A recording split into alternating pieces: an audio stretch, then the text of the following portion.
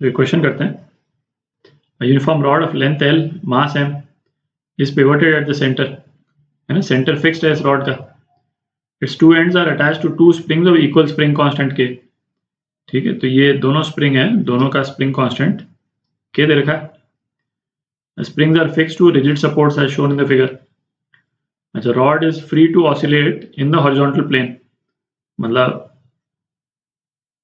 इस प्लेन में रॉड जो है वो ऑसिलेट कर सकती है।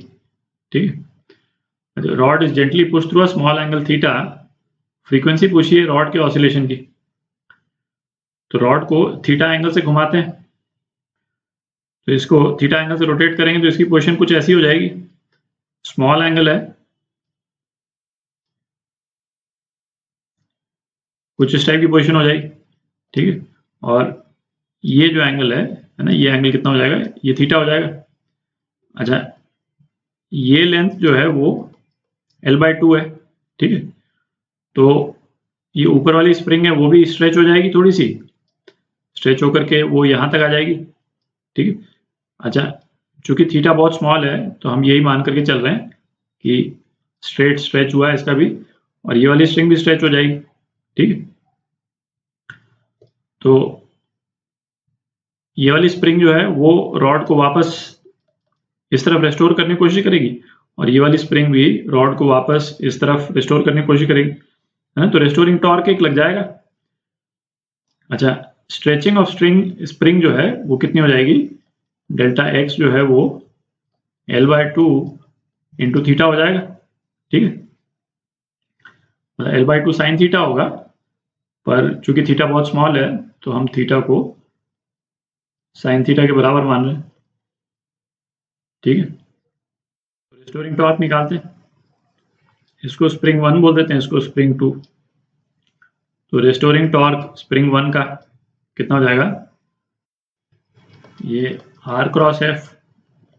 अच्छा, इस केस में R कितना है, L/2, और फोर्स जो लग रहा है, फोर्स कितना लगेगा, L/2, फोर्स लगेगा K इंटू डेल्टा एक्स। ठीक है, और R और F के बीच में एंगल, R किस डायरेक्शन में हो गया, R इस डायरेक्शन में, ठीक है, और F इस डायरेक्शन में है, तो दोनों के बीच में एंगल जो है वो 90 डिग्री हो गया। ठीक है, तो ये हो गया L/2 K L/2 थीटा, तो KL²/4 इंटू थीटा। ठीक है, ये एक का टॉर्क हो गया, तो टोटल टॉर्क है ना, ये हो जाएगा T1 प्लस T2, है ना, तो दूसरे स्प्रिंग का टॉर्क भी सेम ही है, तो ये हो जाएगा KL²/2 इंटू थीटा। ठीक, अच्छा, ये रेस्टोरिंग टॉर्क जो है वो एंगुलर एक्सेलरेशन प्रोवाइड करेगा, तो आई अल्फा जो है वो टॉर्क के बराबर होगा। तो किसी भी रॉड का सेंटर पॉइंट के अबाउट मोमेंट ऑफ इनर्शिया कितना होता था, mL²/12। ठीक, alpha d2 theta by dt²।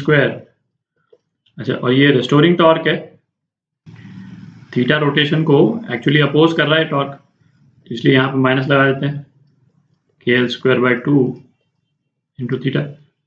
तो एंगुलर SHM की यही इक्वेशन आ गई। ठीक, तो इसको रीअरेंज करेंगे तो क्या लिख सकते हैं अपन, d2 theta by dt² plus 6K/m theta is equal to 0। ठीक, तो इस केस में ओमेगा स्क्वायर क्या होता है, एंगुलर फ्रीक्वेंसी इस SHM की, ये वाला जो टर्म है, ये वाला जो टर्म है ना, इसका अंडर रूट,